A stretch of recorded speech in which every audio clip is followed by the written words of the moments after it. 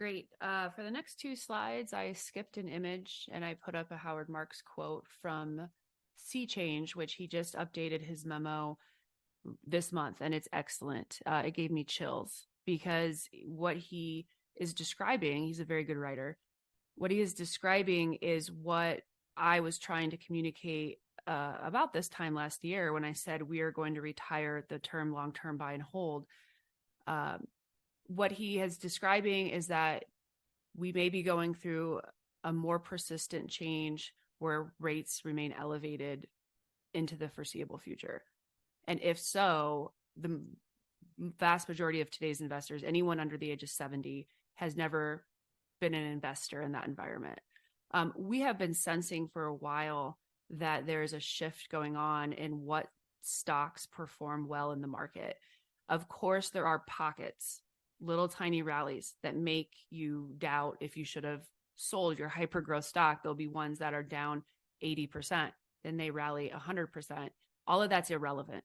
What we want to do is find real wealth generation, and we want to heed the advice of people like Howard Marks, who are very, very good and great investors, and describing that tech, especially though, if what Howard Marks is saying is that very few investors under the age of 70 have seen interest rates in an elevated state, the tech sector is most sensitive to this. Don't make any mistake there.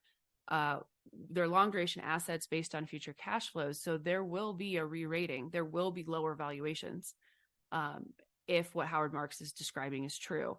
It doesn't even need to be a decade of it. There could be just a year or two more. So what we're looking for in Q4 is the effects of high interest rates. Boom, we just got it. Tesla's margin of 7.6%. Let me just double check that that's the right number. Yeah, I'm getting 7.6%. This was a margin that was low 20s, 22%. We're seeing that margin go down fast, took the elevator down. Look for that across the board. Effects of high interest rates. We are not going to ignore that. We are not going to stand in front of that train.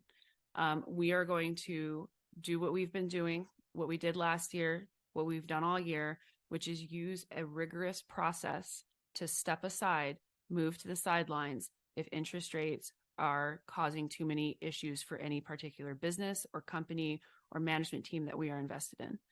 And we will be very firm on that. So we're looking for the effects of high interest rates, both in the fundamentals and also in the comments. However, Knox thinks that there could be a 2 to 3 month rally. So we certainly want to participate in that.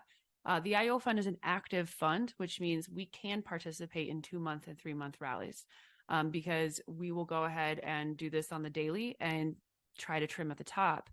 These are not long-term positions, but if Knox comes to the analyst team and says, what growth stocks should I buy? Our response is those with key metrics that have bottomed or turned back up. CrowdStrike is one of those companies or is expected to be. Cloudflare is not far behind. They continually say that their net retention rate should have bottomed. So we're looking for those signs. Some of that we need to confirm, and some of it has been confirmed if we've gone into a growth stock. Again, with the idea that we may need to close out of any positions we buy today. Overall, though, our favorite thing in terms of an earnings season is when a stock emerges as more defensible than we originally estimated. So we are looking for the most defensible stocks. We want a win-win scenario. We do not believe that innovation and profitability compete. We think that those two go together quite nicely. If you're that innovative of a company, then your bottom line should show it. So that in a nutshell is what we're looking for. And most of this presentation is discussing what is a defensible stock. So we'll get through that by the time we're done.